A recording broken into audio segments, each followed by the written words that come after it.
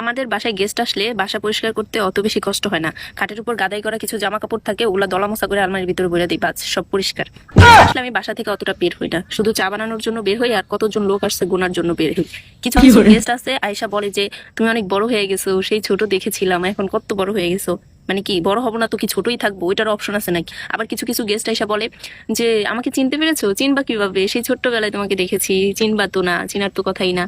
তো আপনি জানেন যে আপনাকে আমি চিনবো না, তারপরে ওই প্রশ্ন করার কি মানে? কিছু কিছু গেস্ট বাসায় এসে আমাকে দেখার জন্য তো পুরো বেকুল হয়ে যায়, ও কোথায় ও কোথায়, ওকে তো দেখতে পাচ্ছি না। তারপরে গেস্ট আসলে আমাদের বাড়ির পুরো চেহারাই পাল্টে যায়, মানে এটা যে আমার নিজের বাড়ি বলে মনেই হয় না। ভালো জিনিস সবসময় আমার বাড়িতে গেস্টের জন্য রাখা হয়, যেমন জগ মগ গ্যালাস প্লেট এগুলো আর কি।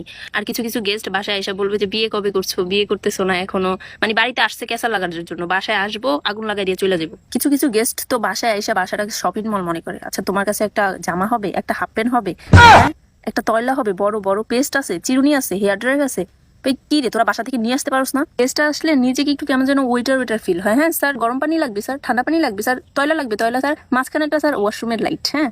তারপর মানে যত যা আছে সব গিয়ে গিয়ে গিয়ে গিয়ে বলা লাগে, মানে ওয়েটারও ভাই এর থেকে কম কাজ করে।